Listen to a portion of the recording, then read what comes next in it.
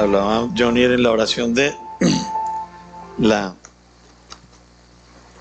la bendición que tenemos de congregarnos libremente, ¿no?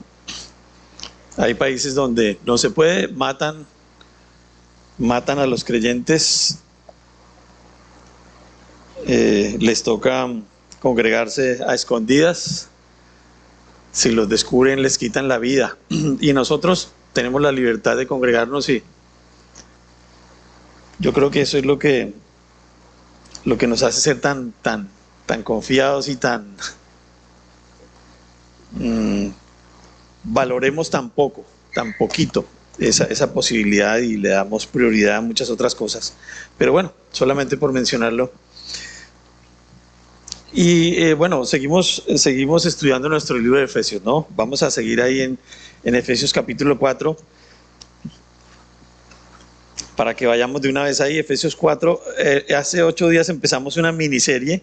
Yo les había dicho que tal vez íbamos a interrumpirla, pero gracias a Dios no. Tuvimos esos 2 domingos seguidos, el pasado y este, y hoy terminamos esa miniserie ahí en los versículos 31 y 32. Vamos a leer de una vez esos versículos, Efesios 4, versículos 31 y 32, para que se ubiquen ahí en sus Biblias. Dice la palabra de Dios desde el 31, ¿no? Quítense de vosotros toda amargura, enojo, ira, gritería y maledicencia y toda malicia. Antes sed benignos unos con otros, misericordiosos, perdonándoos unos a otros, como Dios también os perdonó a vosotros en Cristo. Bueno, yo antes de usar ese título que usamos para nuestra enseñanza, lo vieron en las imágenes, en la imagen que recibieron. Yo pensaba en una frase que nos haga recordar este mensaje, y es: a grandes males, grandes soluciones. Y bueno, es una frase que muchos hemos escuchado, pero ¿esto por qué? Porque hay quienes acostumbran a resolver los problemas, insisten en resolver sus problemas de manera parcial. No solamente estamos hablando de la casa, de la familia, de los amigos, del vivir cotidiano nuestro, sino aún a nivel de naciones. Tratan de resolver los problemas de manera parcial, tratando solamente algunos síntomas, poniendo pañitos de agua tibia, como diría mi mamá, pero esto generalmente termina en un problema aún mayor, por no asumir las cosas de una sola vez. Y eso nos pasa a nosotros en nuestra vida individual, ¿cierto? Cotidiana. No resolvemos las cosas, dejamos que el tiempo tal vez arregle, ¿cierto? Uno siempre dice: no, eso se arregla con el tiempo. Los problemas no se arreglan con el tiempo. Si no resolvemos las cosas de una vez, si no tomamos el toro por los cachos, como dice también una frase muy popular, y arreglar de una vez las cosas, no tiene solución. Y Dios es así. Dios toma el toro por los cachos, si quisiéramos verlo de esa manera, porque Él resuelve las cosas de una sola vez, desde la raíz, desde el fondo. Y vamos a ver hoy cómo Él lo hace de esta manera. Dios resolvió el problema del pecado de una manera absoluta, y dio a su Hijo Jesucristo en propiciación por nosotros, a una muerte de cruz, y lo resucitó al tercer día. Era la única forma de resolver el problema del pecado. El pecado no se resuelve con buenas intenciones, pensando en que lo importante es no hacerle mal a nadie, lo importante es vivir como un buen vecino, y eso es lo importante, y ya. Esos son pañitos de agua tibia que no conducen a nada, más bien conducen a una condenación eterna. Dios resuelve las cosas de una, y hoy vamos a ver cómo Dios resuelve el problema de las comunicaciones entre nosotros, entre hermanos, de la manera de tratarnos de una vez por todas, a través de su amor, del amor de su Hijo Jesucristo. No con pañitos de agua tibia, no diciéndonos: intenten portarse bien, intenta tratar bien a tu esposa, intenta tratar bien a tu hijo, a tu hermano, a tu amigo, a tu vecino. No, es una solución radical, como tiene que ser con todo, tomando el toro por los cachos. Hoy vamos a ver la respuesta que tiene Dios a esta necesidad, a esas malas costumbres de las que estamos hablando en la comunicación y en el trato entre nosotros. Dios tiene una solución que es absoluta y perfecta completa, no falta nada. Y el propósito de este mensaje es que como iglesia entendamos que para manifestar esa verdadera vida nueva en Cristo, es necesario no solamente reemplazar las malas costumbres en el trato con los demás, sino aplicar a esa solución el amor de Cristo. No hay otra solución, no hay otra forma. Lo demás serán intentos vacíos que funcionarán por un tiempo y después pelamos el cobre y se nos va a ver la realidad de lo que somos. Si no entendemos, y hemos visto hoy, las tres canciones de la alabanza fueron sobre el amor de Dios, el amor de Cristo. Es el único remedio y la única solución absoluta, erradicar el problema de raíz. Vamos a orar y dejemos que Dios nos enseñe. Amado Señor, gracias por tu palabra, gracias por la oportunidad que tenemos de reunirnos libremente, Señor. Esta mañana pensamos en la dificultad que tienen en muchos lugares y cada vez es peor, Señor. Es abiertamente prohibido hablar de tu palabra, es abiertamente prohibido tener una Biblia, es abiertamente prohibido hablar de Dios, hablar de tu Hijo Jesucristo. Gracias porque nosotros tenemos esa libertad y ayúdanos a entender, Señor, la importancia de ella, lo fundamental que es para nuestras vidas, para las vidas de nuestras familias, porque se trata de una salvación eterna, Señor. Cambiar una realidad por el pecado de una eternidad en el infierno por una realidad a través de la obra de tu Hijo Jesucristo, de una vida eterna a tu lado, Señor.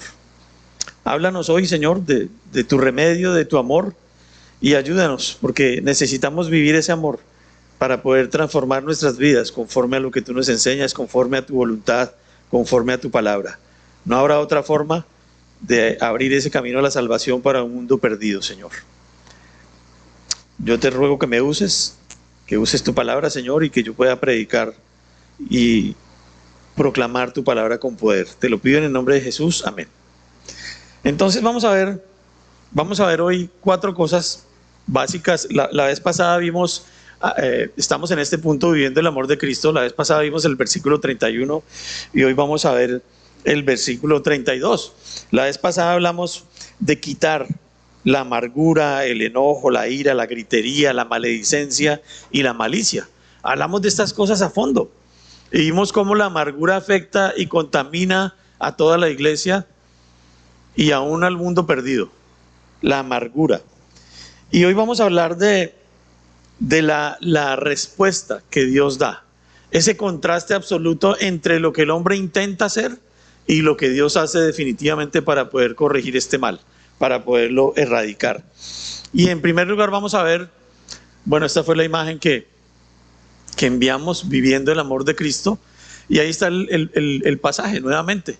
Pero vamos a ver que esto se puede hacer al practicar su amor, en los versículos 31 y 32, como les dije, la serie que iniciamos hace 8 días, y hoy vamos a mirar 4 cosas. La primera es por estar dispuestos para lo bueno.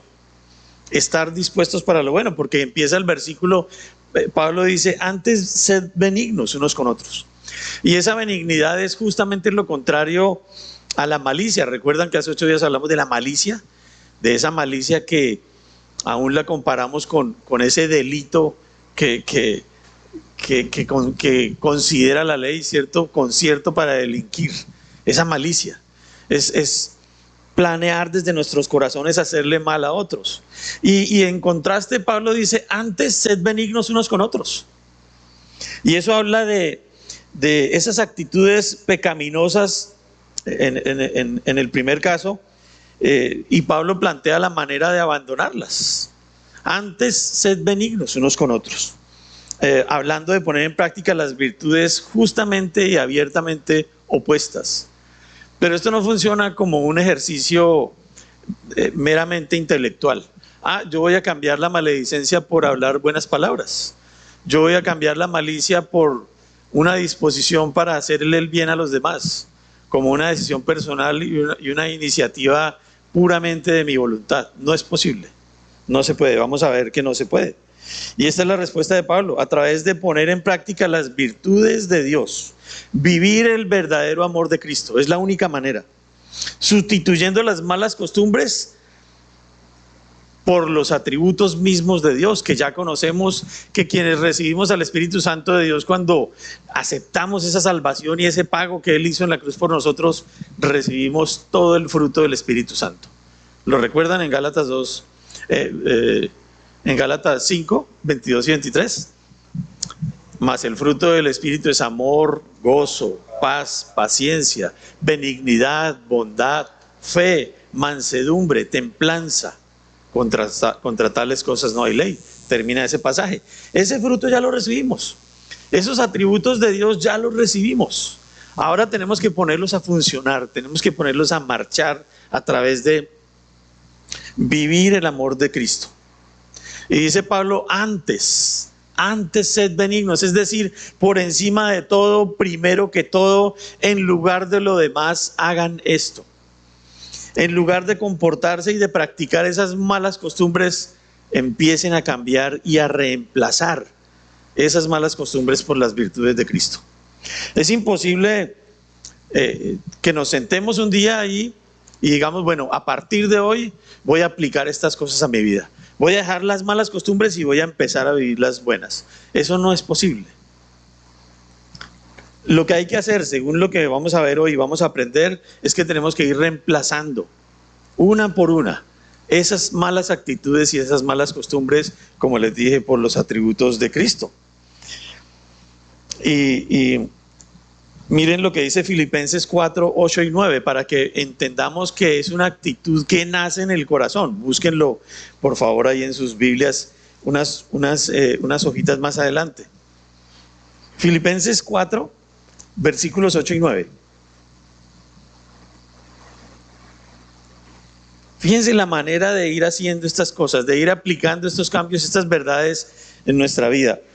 Filipenses 4, versículos 8 y 9 dice: por lo demás, hermanos, todo lo que es verdadero, todo lo honesto, todo lo justo, todo lo puro, todo lo amable, todo lo que es de buen nombre, si hay virtud alguna, si algo digno de alabanza, en esto pensad. Fíjense que eso nace en el corazón, es una actitud del corazón. Y empezamos por pensar lo bueno. ¿Por qué hacemos lo malo y por qué practicamos lo malo y por qué planeamos lo malo? Porque lo pensamos. Y generalmente en las relaciones entre nosotros y con otras personas de afuera hacemos esto. Pensamos siempre lo malo. No, me va a fallar, me va a quedar mal, se va a aprovechar de mí. Bueno, hay que tener cuidado porque el mundo es malo, ¿cierto? Pero estamos hablando dentro de lo que Pablo, dentro del contexto de Efesios, es dentro de la iglesia. Y dice que si hay virtud alguna, en esto pensad, si algo digno de alabanza, en esto pensad.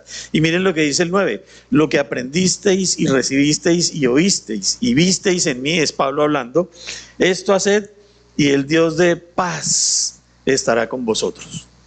La paz que queremos vivir en nuestros corazones empieza en el corazón, justamente por pensar lo bueno.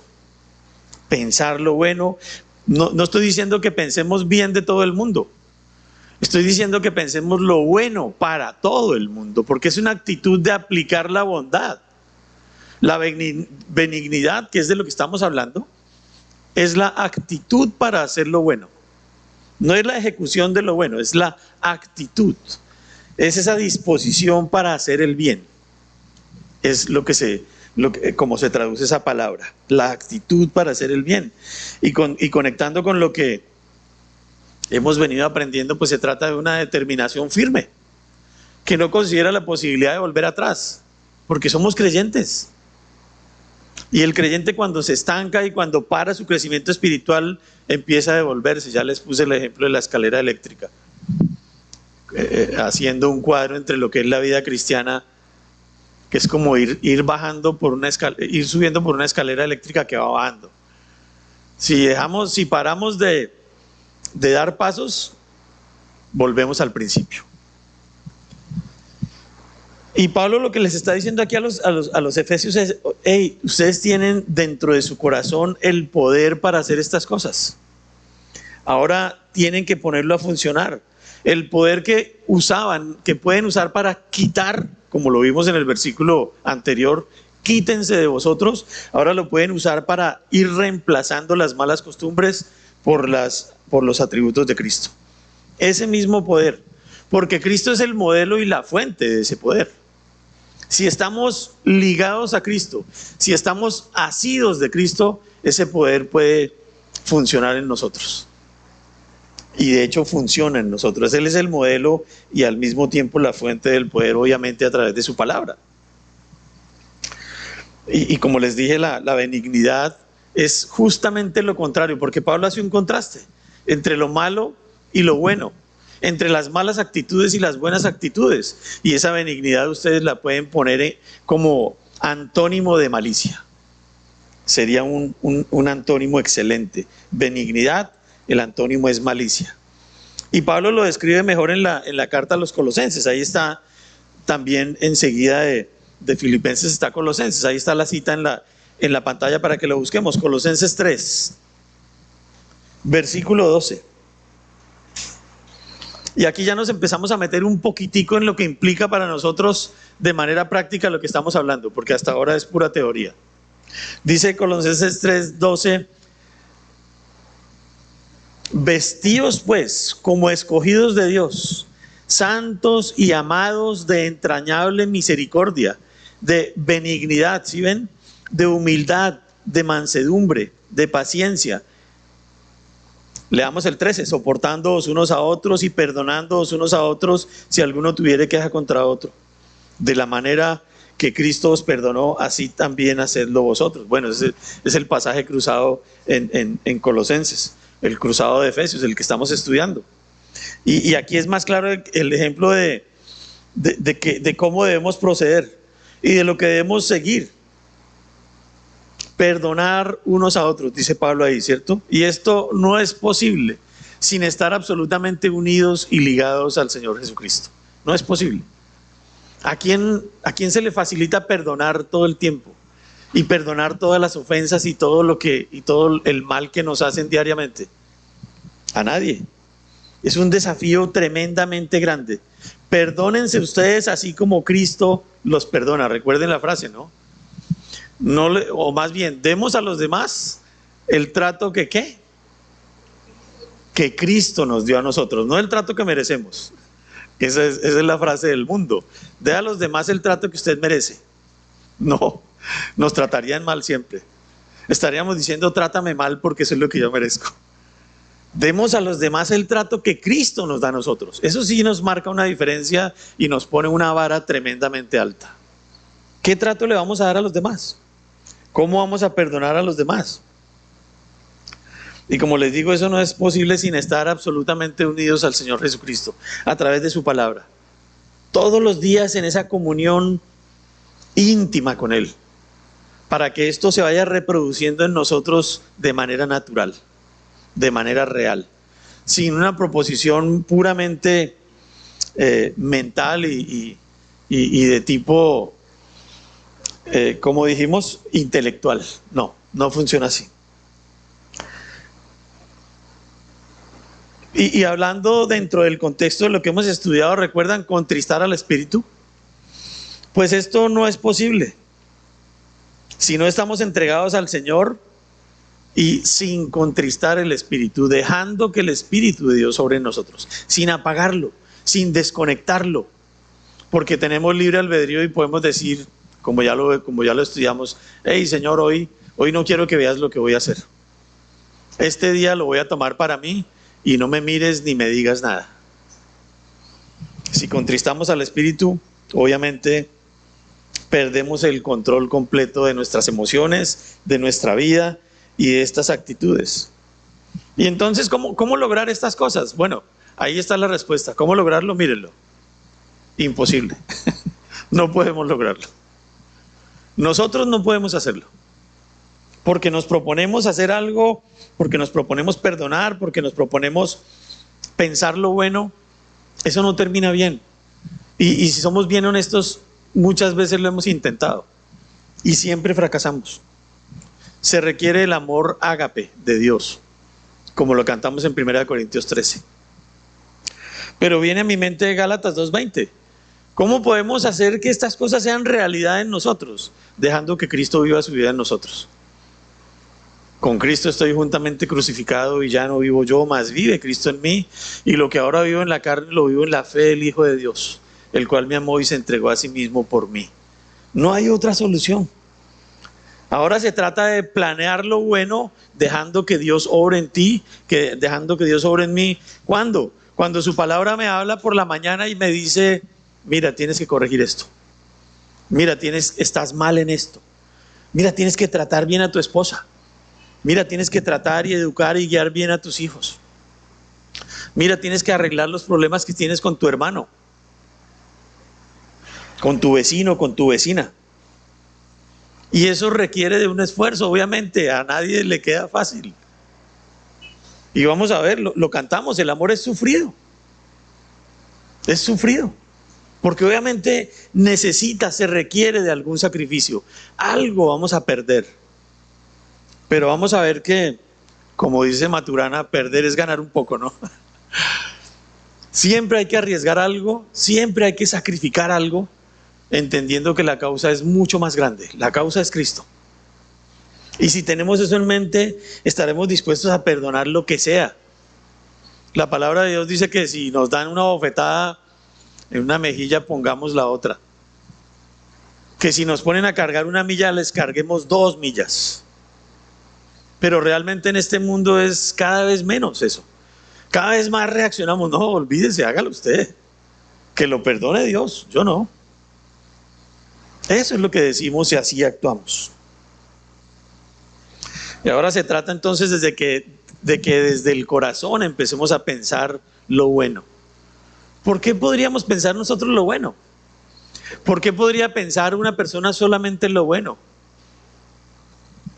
Porque está en la palabra de Dios todos los días de su vida. Una persona que siempre piensa lo malo, que siempre ve lo malo de los demás, que siempre exalta y resalta y critica lo malo de su hermano, no está en la palabra de Dios.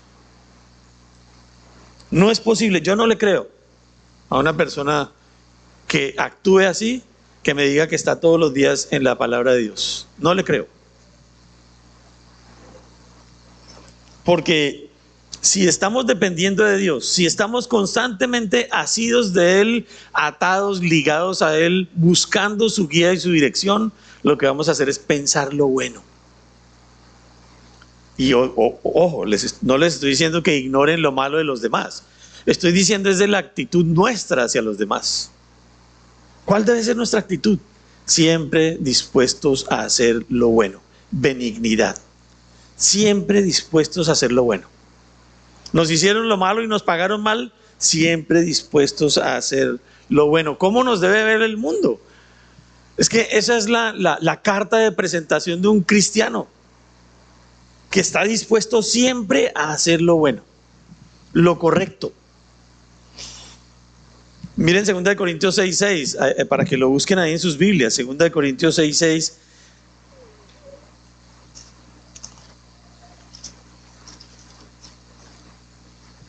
Dice la palabra de Dios en 2 Corintios 6:6, por tiempo vamos a leerlo rápido. Dice, en pureza, en ciencia, en longanimidad, en bondad, en el Espíritu Santo, en amor sincero.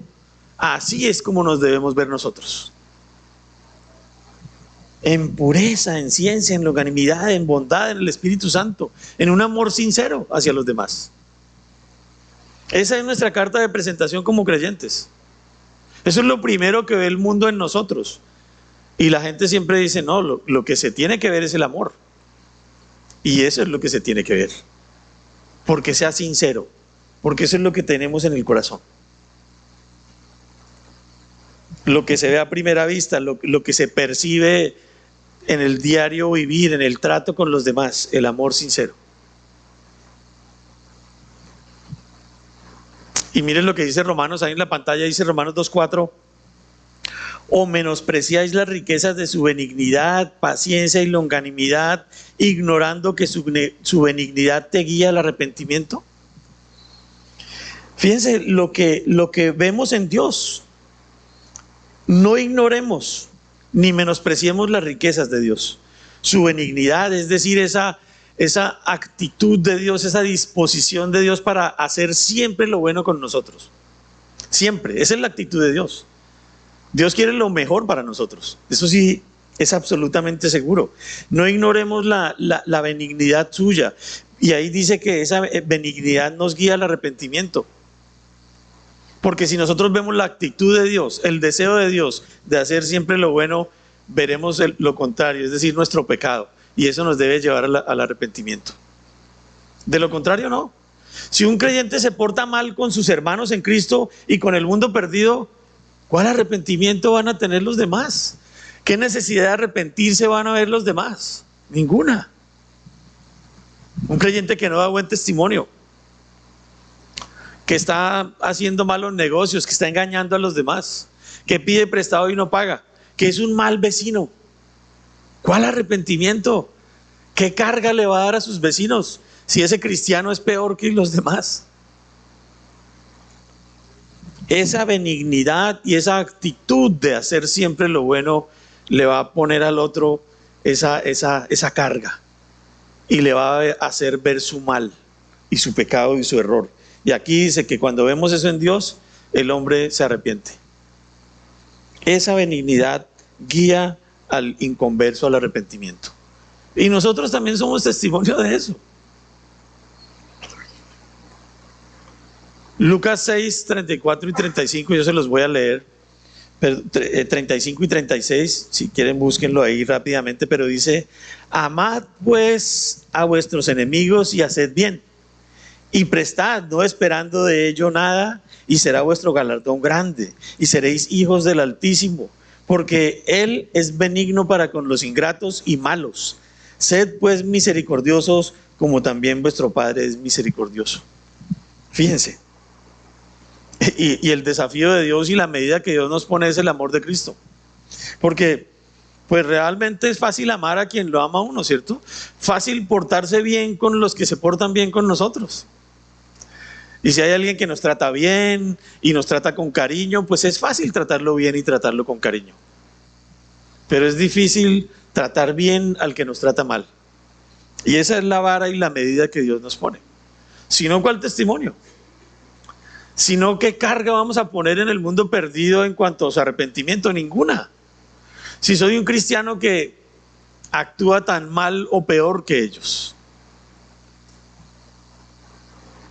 Amar a quien nos ama y procurar su bien es fácil, pero amar a quien nos hace mal es verdaderamente la manifestación del amor de Dios, porque Él se entregó por un mundo perdido, por un mundo que estaba en contra de Él, por un mundo que lo mató, lo asesinó, lo colgó en una cruz.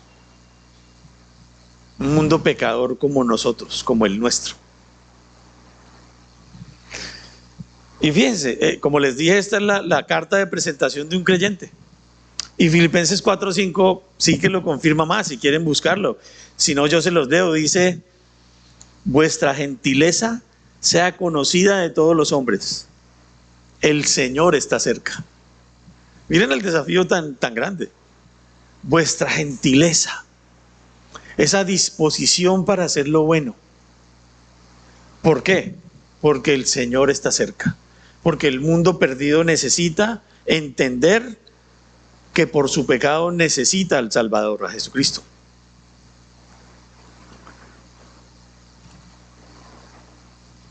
Ayer hablábamos de lo que dice el mundo perdido cuando se le habla del Señor Jesucristo. Muchos dicen: no, lo importante es no hacerle mal a nadie.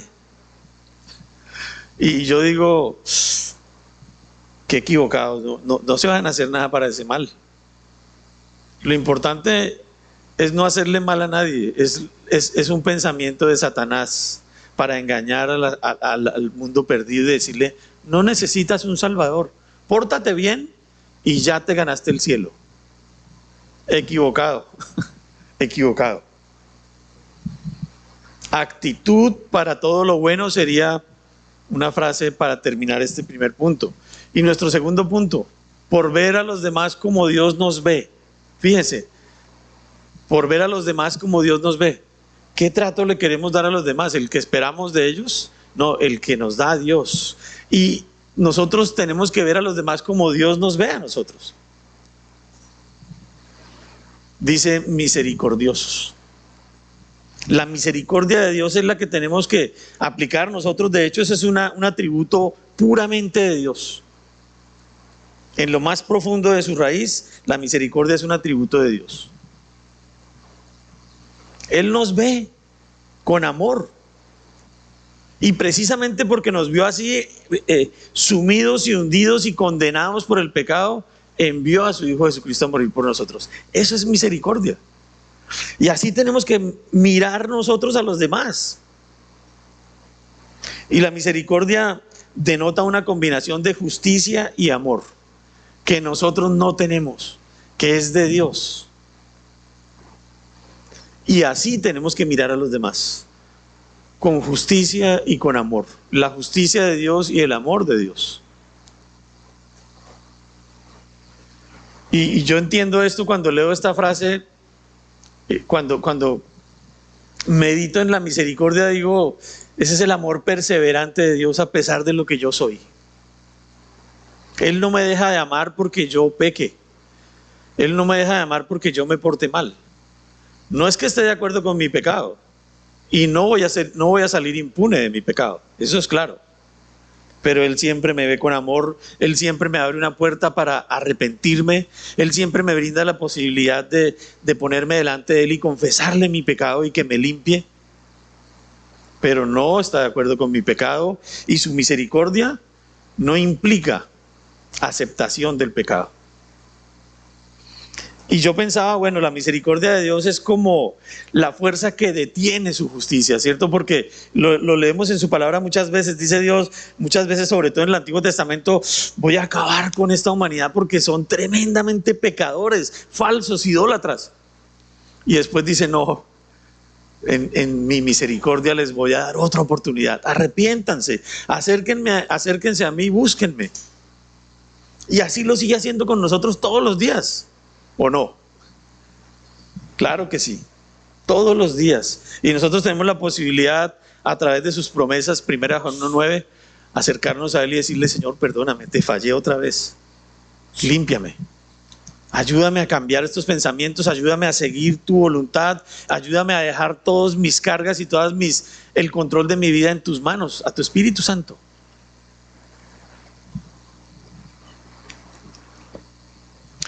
La misericordia de Dios, esa viene también dentro del amor de Dios, es imposible.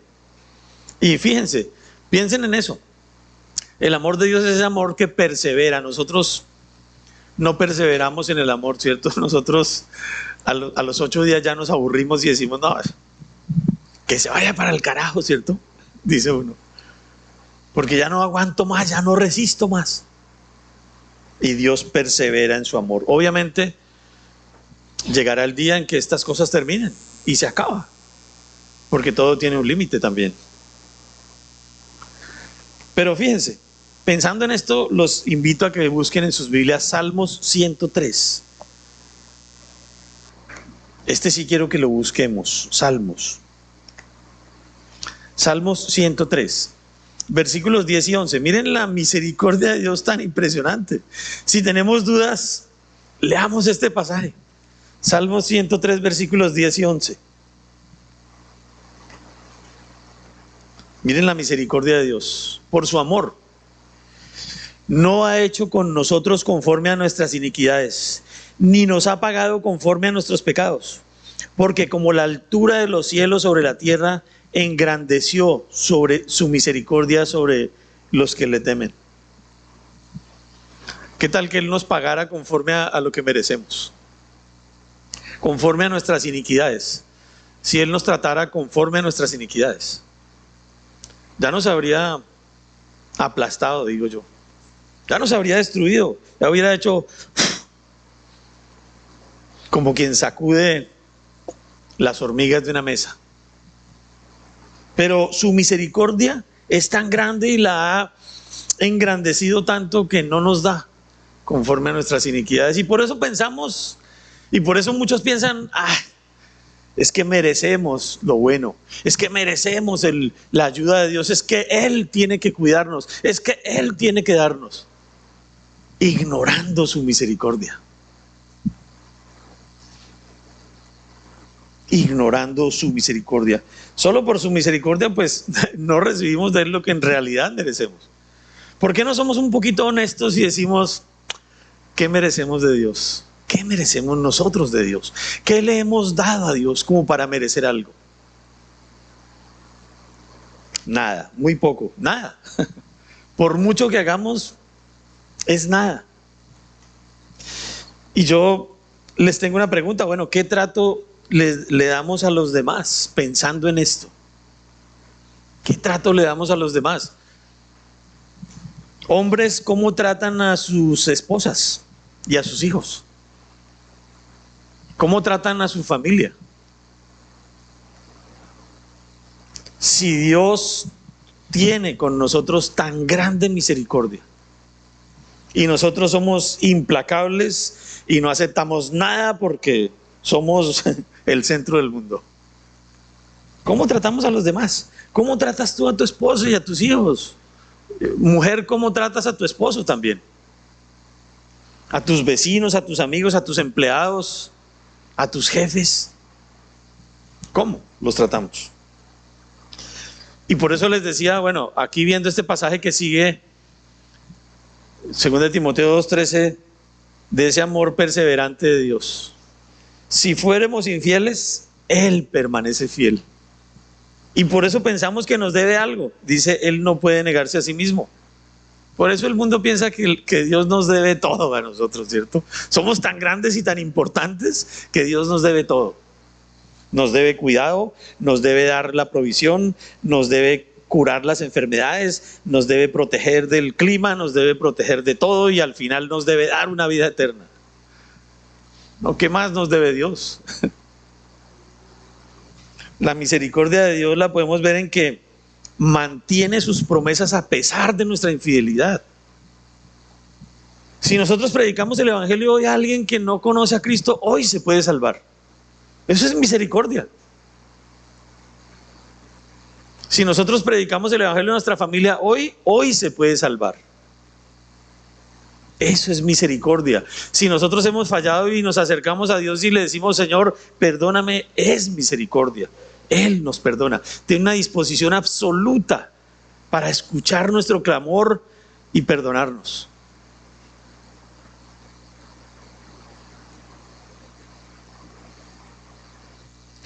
Fíjense, 2 Corintios 5:19. Está la cita en la pantalla, yo se los voy a leer. Dice que Dios estaba en Cristo reconciliando consigo al mundo, no tomándoles en cuenta a los hombres sus pecados, no, por su misericordia, y nos encargó a nosotros la palabra de la reconciliación.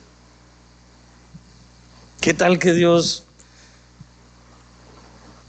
hiciera excepciones en esto?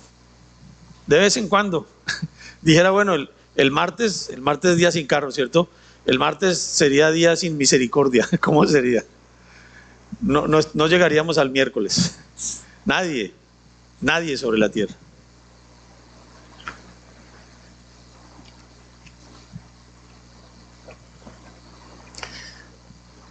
Fíjense, sin la misericordia de Dios era imposible considerar la redención. Sí, porque dice, y nos encargó a nosotros la palabra de la reconciliación. Es decir, que nosotros somos los responsables ahora de llevar el mensaje de salvación, el mensaje de reconciliación, y por eso los cristianos somos tan cansones, ¿cierto? Queremos siempre predicarle el evangelio a la gente. No quisiéramos hablar de nada más, solo predicarle el evangelio. Es que esto es lo que Dios nos encargó, el ministerio de la reconciliación, porque si no se salvan, si no se arrepienten, pasarán una eternidad en el infierno, inevitablemente. Inevitablemente, es por eso. Y sin la misericordia de Dios, que hoy es vigente y válida, no habría salvación. No habría posibilidad para que nadie se arrepienta. Siempre es posible abrir una puerta nueva para el evangelio a través de dar un buen testimonio nosotros. desde nuestra familia, desde la casa, desde el trabajo, desde todo punto de vista, nuestra vida diaria. Pero fíjense cómo somos nosotros. Miren este ejemplo en Mateo 18, 25 al 28. Este sí les pido que lo busquen para que lo vean con sus propios ojos. Mateo 18. Así somos nosotros. Ahí está la radiografía de nosotros. Mateo 18, versículos 25 al 18. 25 al 28, perdón, 25 al 28, no se devuelvan del 25 al 18, 25 al 18. Mateo capítulo 18, versículos 25 al 18, dice: a este, como no pudo pagar, ordenó su señor venderle y a su mujer e hijos y todo lo que tenía, para que se le pagase la deuda. Este es un hombre, un siervo que le debía mucho a su señor. Y el 26, entonces aquel siervo, fíjense, postrado le suplicaba diciendo: Señor, ten paciencia conmigo y yo te lo pagaré todo. El señor de aquel siervo, movido a misericordia, le soltó y le perdonó la deuda. Pero saliendo aquel siervo, halló a uno de sus consiervos que le debía 100 denarios. No le debía nada. Y haciendo de él, le ahogaba diciendo: págame lo que me debes. Así somos nosotros, implacables con el que nos debe algo. No estamos hablando de dinero, así nos deba una disculpa, pero sí queremos que aquel que es acreedor nuestro, al que le debemos, sí tenga misericordia, perdóneme, pero al otro sí lo ahorcamos y le cobramos. Ese es el comportamiento nuestro, la radiografía del hombre. Y por eso Pablo está hablando de esto a los efesios, diciéndoles: hey, entre ustedes no debe haber esto. Deben tener una actitud para hacer el bien, deben ver a los demás como Dios los ve a ustedes, deben usar la misericordia de Dios para ver a sus hermanos así. Siempre hay alguien dentro de la iglesia que necesita algo.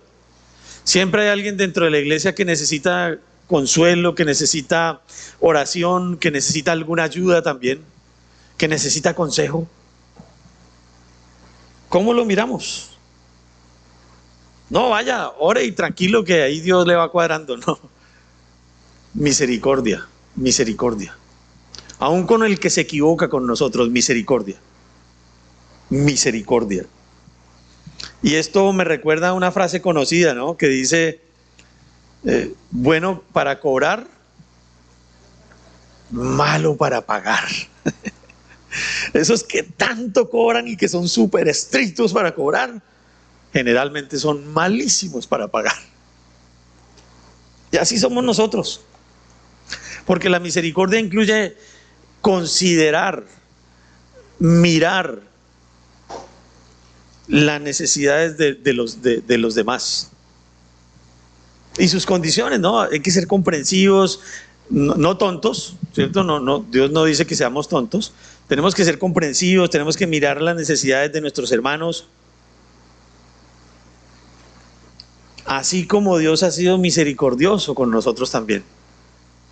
Es lo que está diciendo Pablo: misericordiosos. Ver a los demás como Dios nos ve a nosotros. No olvidemos eso. ¿Qué tal que nos diera conforme a nuestras iniquidades? Más bien oremos para que Dios tenga su misericordia y la extienda sobre nosotros. Un tercer aspecto que nos enseña Pablo aquí, por dejar atrás las ofensas, porque continúa en nuestro pasaje: perdonándoos unos a otros, ahí en Efesios 4, perdonándoos unos a otros. Y me llama la atención la raíz griega de esa palabra perdonar. Bueno, no sé si la puse ahí, no es tan importante, claro, pero sí, ahí está, mire, aphesis, significa dejar atrás, liberar. Recuerden esa palabra, liberar. Perdonar implica dejar atrás, ¿cierto? Eso implica perdonar. De verdad dejar atrás las ofensas, dejar atrás el mal, dejar atrás el rencor, dejar atrás la raíz de amargura. Pero me llama la atención que dice liberar. Y ya más adelantico vamos a mirar un poquito más a fondo ahí. Pero por ahora les pido que vayan a Colosenses. Colosenses 3, 13 y 14. Bueno, ya leímos uno de esos, pero ya leímos el 14, pero leamos el 13. O más bien habíamos leído los dos, ¿cierto? Sí, habíamos leído el 12. Vamos a leer 13 y 14. Dice, soportándoos unos a otros y perdonándoos unos a otros, si alguno tuviere queja contra otro, de la manera que Cristo os perdonó, así también hacedlo vosotros. Fíjense, el perdón implica resistir, implica soportar, y esas palabras implican algún sufrimiento, como les dije al principio, perder un poco, sacrificar un poco. Cuando a uno le dicen soporte a los otros, uno dice, uy, eso me va a costar un poco. Sí, nos va a costar. Soportar al hermano difícil, al hermano malgeniado, al hermano lo que sea, amargado, al hermano, no sé, mentiroso. Soportar, dice, soportándoos unos a otros, llevando un poco la carga de ellos sobre nosotros. Es lo que dice ese pasaje.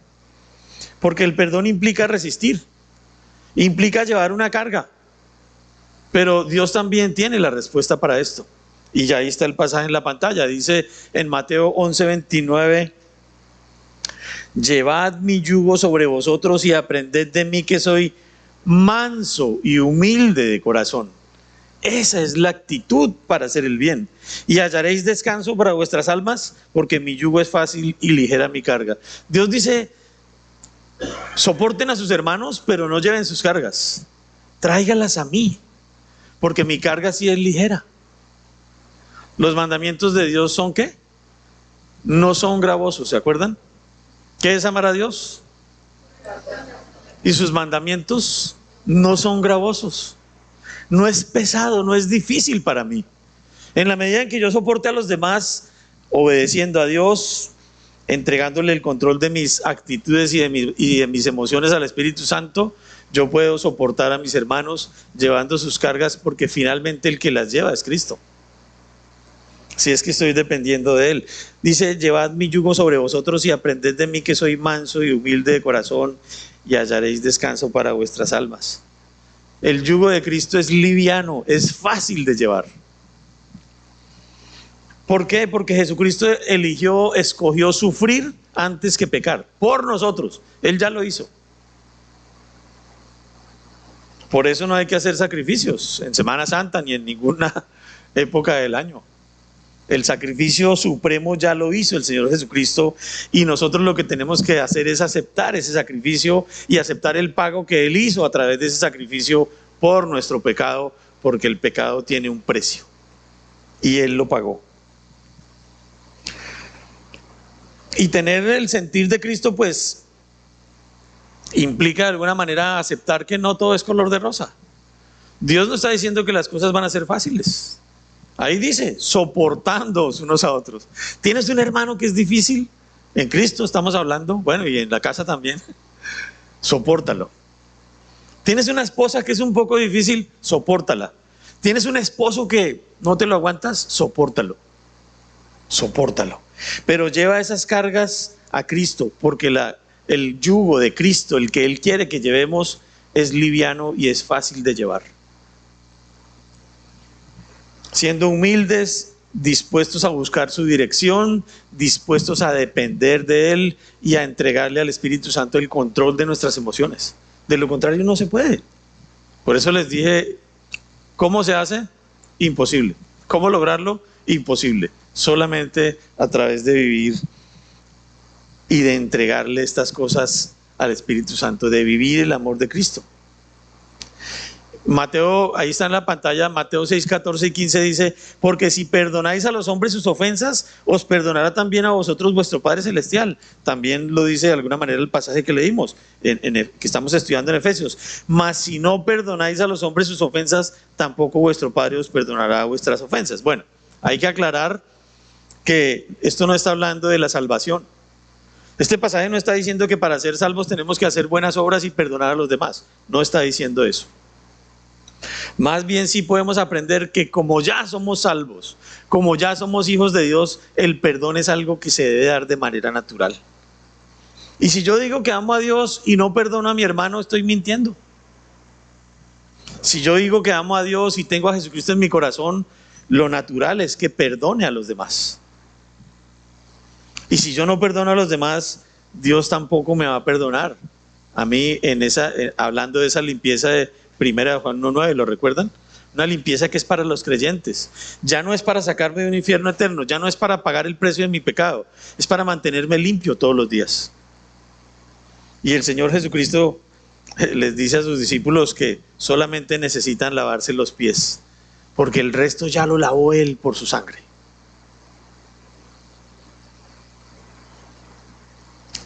Si ya recibimos la salvación, el perdón debe ser una consecuencia natural de esa salvación, natural de que Cristo está en nosotros, una consecuencia natural de que dependemos de Él.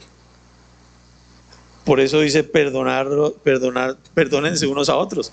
Pero miren, una frase que me encontré por ahí es que no perdonar es como beber un veneno y esperar que el otro muera.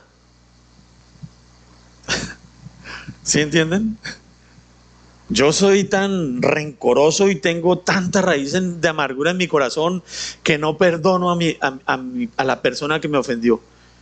Y esta frase dice que eso es como tomarme yo un veneno y esperar que el que me ofendió muera. Eso no va a pasar nunca. El que va a morir soy yo.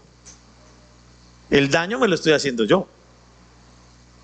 ¿Y eso qué? ¿Para ilustrar qué? Porque el daño que causa la falta de perdón en la persona que no perdona es grande. Ya vimos que produce amargura y la amargura daña, destruye el pensamiento, destruye la bondad, destruye el amor, destruye todo. Una persona con amargura y que no perdona se enferma. Físicamente se enferma. Es que es apenas natural. Andan todo el tiempo con esa amargura y con esa falta de paz, pues obviamente produce enfermedades físicas, literalmente. Que el daño que causa la falta de perdón es grande. Dios no quiere eso entre nosotros. Pablo no quiere eso entre los efesios y les dice, hey, perdónense unos a otros. Y el último punto hoy, en nuestro pasaje, por perdonar incondicionalmente. Fíjense, el nivel más alto del perdón, incondicionalmente. Nosotros decimos, bueno, yo lo perdono, pero, ¿cierto? Siempre hay un pero y una condición. Bueno, está bien, ok, yo te perdono, pero, y Dios dice, yo te perdono. Y así tienes que perdonar a los demás, como Dios os perdonó a vosotros en Cristo. Es la última frase del pasaje. Incondicionalmente. ¿Cómo nos perdonó Dios? Incondicionalmente. Y esa palabra ¿cómo? Nos está poniendo el modelo, nos está poniendo una comparación y nos está poniendo el contraste. Ustedes perdonan siempre bajo condiciones y eso no es perdón. Cristo perdona sin condiciones y por eso podemos acceder a la salvación, a una salvación eterna. Si Él nos pusiera condiciones, no podríamos acceder a esa salvación. Él murió por nosotros cuando éramos sus enemigos, estando en contra de Él y causándole daño. Así nos perdonó. Y bueno, yo buscando cómo nos perdona Dios. Bueno, creo que tengo el pasaje ahí en la pantalla. Sí, Mateo 18:22. Dice, entonces se le acercó Pedro y le dijo, Señor, ¿cuántas veces perdonaré a mi hermano que peque contra mí? Ay, qué respuesta que voy a esperar yo. 2 veces. ¿Hasta 7? Jesús le dijo, no te digo hasta 7, sino aún hasta 70 veces 7. Uno quiere que le digan 5 veces, ¿cierto? 10. ¿Saben cuánto es 70 veces 7? Es un número que tiene 60 caracteres, 60. Yo me puse a hacer cuentas y les voy a decir aquí muy rápido. 7 por 7, 49, una vez. 49 por 7, 343, 2 veces.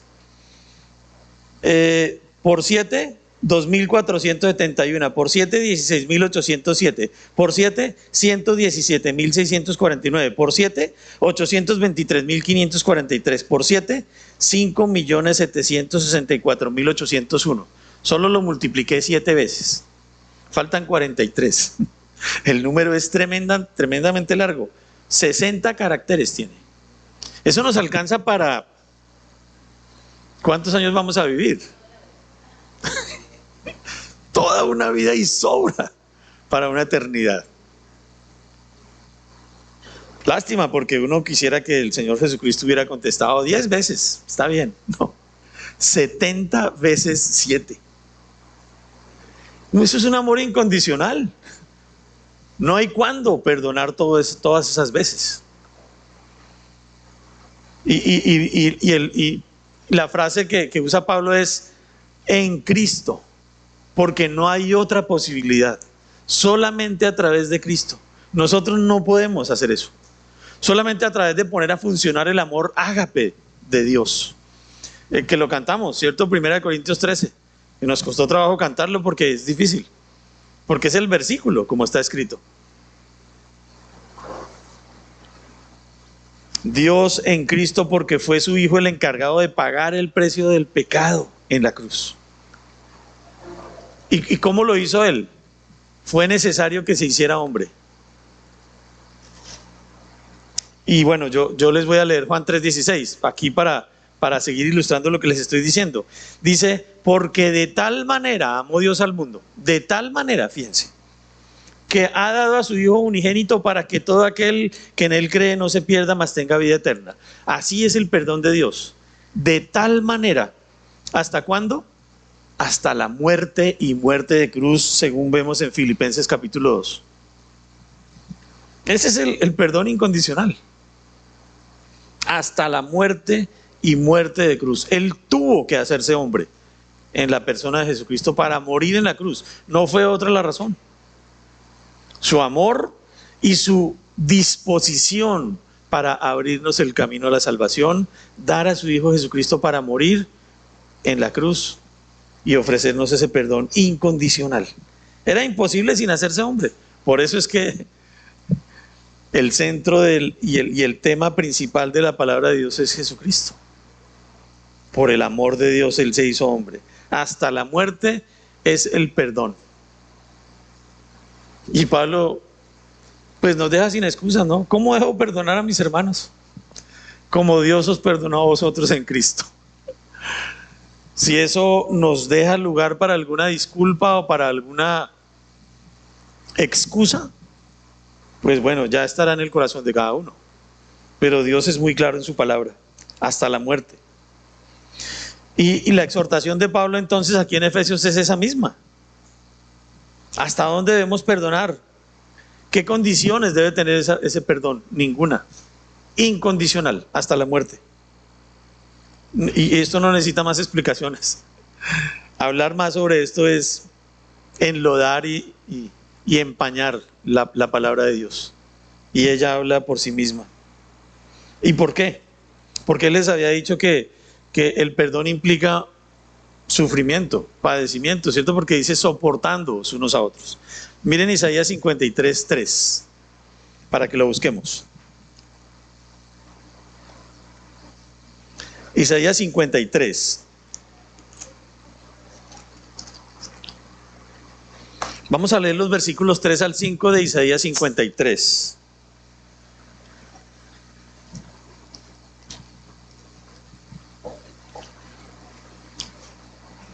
Se necesitaba esto para llevar el perdón a ese nivel. Dice, despreciado y desechado entre los hombres, varón de dolores, experimentado en quebranto, y como que escondimos de él el rostro, fue menospreciado y no lo estimamos. Ciertamente llevó él nuestras enfermedades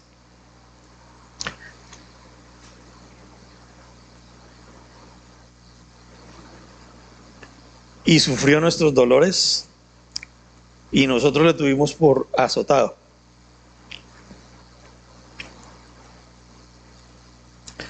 Por herido de Dios y abatido, mas Él herido fue por nuestras rebeliones, molido por nuestros pecados. El castigo de nuestra paz fue sobre Él, y por su llaga fuimos nosotros curados. Me llama la atención, bueno, todo este pasaje es impresionante porque son las condiciones de un perdón absoluto, incondicional. Es lo que se requiere. Es decir, para nosotros es imposible, solo a través de Cristo. Pero para perdonar se requiere sacrificio, y me llama la atención esa frase, ¿no? Varón de dolores, experimentado en quebranto. ¿Cuánto estamos dispuestos nosotros a perder, a sacrificar, teniendo en cuenta que finalmente será ganancia por perdonar a otro? Por perdonar a uno de nuestros hermanos una ofensa pequeña o grande. ¿Cuánto? No sé si algunos de nosotros no estamos dispuestos a eso. Y en el matrimonio sí que es importante ese tipo de perdón. Porque de otra manera no podemos reconciliarnos y no podemos arreglar nuestros problemas. Y se requiere todos los días.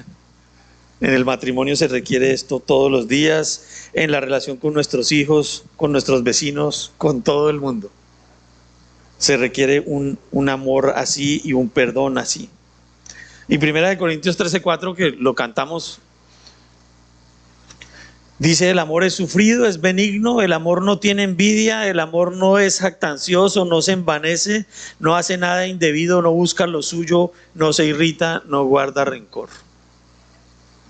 Estamos hablando de la necesidad de vivir el amor de Cristo para poder perdonar, para poder sanar las relaciones entre nosotros, en nuestras casas, en nuestros hogares, no solo aquí. Y practicar el verdadero amor de Cristo implica sufrimiento, implica cierto padecimiento, pero nosotros entendemos que vale la pena porque es por poco tiempo. El galardón es eterno. Y qué mejor que si tenemos un problema, un inconveniente, cualquier cosa, qué mejor que arreglarlo, vivir en paz lo que nos quede en esta tierra. Porque la falta de perdón ya vimos que nos hace mucho daño. Nos enfermamos, no tenemos paz, peleamos con todo el mundo, no le vemos nada bueno a nada, vemos el panorama oscuro, mejor dicho, nada nos va a salir bien, en todo vamos a fracasar, vamos a iniciar un negocio y no más bien fracasamos antes de empezarlo, porque vemos todo negro, todo oscuro, un panorama que no tiene esperanza. Y por eso las cifras que miraba yo en estos días, las cifras de suicidios entre los jóvenes solamente han aumentado tremendamente en los últimos años. Ojalá que lo miren de vez en cuando y lo consideren. ¿Por qué? Porque no hay esperanza. El mundo no ve esperanza en nada. Y el mundo lo que ve es un montón de cristianos que no dan testimonio. Un montón de cristianos que ni siquiera conocen a Cristo, que no perdonan, que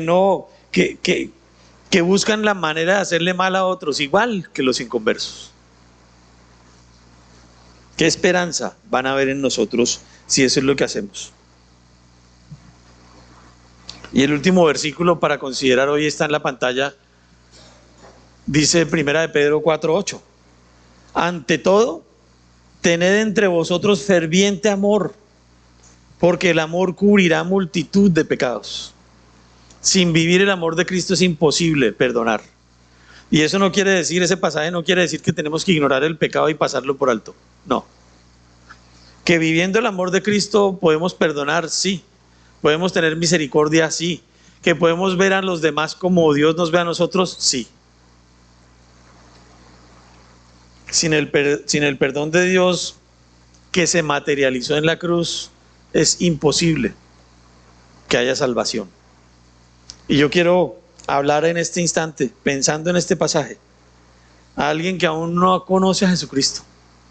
Mira, es posible que vayas a iglesias cristianas. Hemos escuchado en estos días hemos hablado con personas que han asistido a iglesias cristianas por años y no son salvos, no conocen a Cristo. Yo quiero que tú escuches esto claramente, porque la palabra de Dios dice que no hay justo ni aún uno. Y precisamente porque no hay justo ni aún uno, eso nos pone en un contexto absoluto de pecado, todos. Y así ve Dios al mundo. No hay justo ni aún uno. Y dice la palabra de Dios que así como el pecado entró en el mundo por un hombre, y por el pecado la muerte, así la muerte pasó a todos los hombres por cuanto todos pecaron. Y la palabra de Dios dice que todos los pecadores están destituidos de la gloria de Dios. Todos los pecadores, es decir, toda la humanidad. Y si tú no conoces a Cristo, estás en ese grupo. Pero hoy hablamos del amor de Dios. Un amor que tiene una disposición absoluta para perdonar. Si tú consideras el Evangelio, la muerte, sepultura y resurrección de Jesucristo con esa convicción que se requiere por fe, debes acercarte a Dios y confesar tus pecados y decirle: Señor, yo también soy pecador y entiendo que estoy destituido de tu gloria. Y ese estar destituido de la gloria de Dios es una condenación eterna en el infierno después de esta vida. Porque inevitablemente, después de esta vida, después de que tú mueras, de que yo muera, hay una vida eterna. Inevitable, así nos hizo Dios. Pero Él nos da la oportunidad de tomar esa decisión aquí mientras estamos vivos. Y por eso es que tú estás escuchando el Evangelio, porque Dios quiere que te salves. Y que consideres el sacrificio de Cristo en la cruz y digas: Señor, ya entendí que yo estoy destituido de tu gloria porque soy pecador. Soy buena persona, me porto bien con mis vecinos, no le hago mal a nadie, pero soy pecador. Y eso es lo que me destituye de tu gloria. El Señor Jesucristo no murió en la cruz para que fuéramos buenos vecinos y para que no le hiciéramos mal a nadie, no. Él murió en la cruz, fue sepultado y resucitó al tercer día para concedernos el perdón, la redención por nuestros pecados y pagar el precio del pecado, que es una condenación eterna en el infierno. Si tú entiendes eso y dices: yo no quiero esa condenación para mí, yo me quiero salvar, Señor, ¿qué tienes que hacer? Acercarte a Él y decirle: Señor, lo entiendo, perdona mis pecados, límpiame, entra en mi corazón y sálvame. Y si tú estás aquí en este momento, es el momento para tu salvación, el momento para que tomes esa decisión y digas: yo quiero una eternidad en el cielo. No una iglesia bonita, no los domingos de congregarnos chévere y pasarla chévere y ser un mejor vecino. Una reconciliación auténtica con Dios. Porque para eso mandó Dios a su Hijo a morir en la cruz. Para abrir ese camino de reconciliación a través de Cristo. Solamente a través de Él.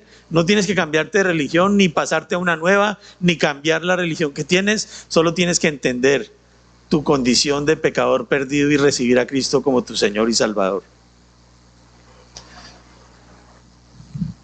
Y para concluir, para vivir el amor de Cristo es necesario tener la disposición para todo lo bueno.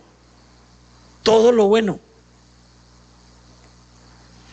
Para vivir el amor de Cristo es necesario ver a los demás como Él nos ve a nosotros.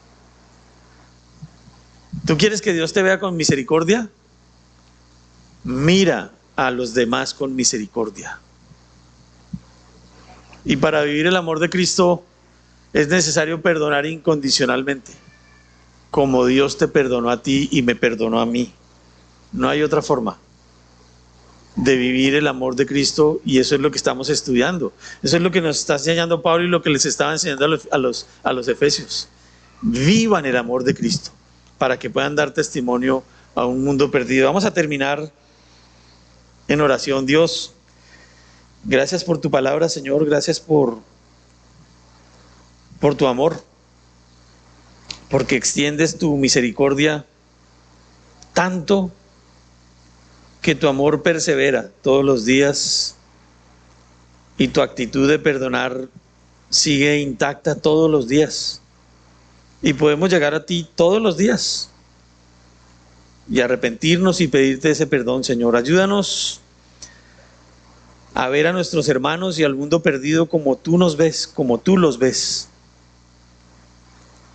Ayúdanos a vivir el amor de Cristo, ese amor ágape e incondicional, porque sin Él es imposible considerar el perdón o la reconciliación. Nosotros queremos ser tus obreros, queremos ser instrumentos útiles en tus manos y que tu evangelio llegue primeramente a nuestra ciudad de Villavicencio, al llano, al resto de Colombia y al mundo entero, Señor, conforme a la visión que nos has dado. pero será imposible esa gran comisión sin vivir el amor de Cristo. Yo te ruego, Señor, que si hay alguien aquí que aún no se ha reconciliado contigo, hoy sea el día de su salvación, que no se vaya sin ese regalo precioso, Señor, sino que reconozca su pecado y entienda su condición de pecador perdido, pero que también entienda y considere el sacrificio de tu Hijo Jesucristo en la cruz. Y a nosotros que ya te conocemos, Señor, ayúdanos a vivir estas cosas, a que tu amor sea nuestra carta de presentación y el mundo perdido vea la esperanza a través de vivir ese amor tuyo, Señor, en nosotros. Yo te oro, Señor, y te ruego que nos ayudes a tomar decisiones, Señor, y que nos lleves con bien a casa y podamos pasar una buena tarde, Señor. Te entregamos nuestras vidas y te damos gracias en el nombre de Jesús. Amén. No se vayan, aquí están Jonier y Juan Carlos. Si quieres iniciar esa relación personal e íntima con Dios, hoy puedes. Una salvación eterna al lado de Dios. Y en pocos minutos y con pocos versículos te van a mostrar cómo recibir a Cristo.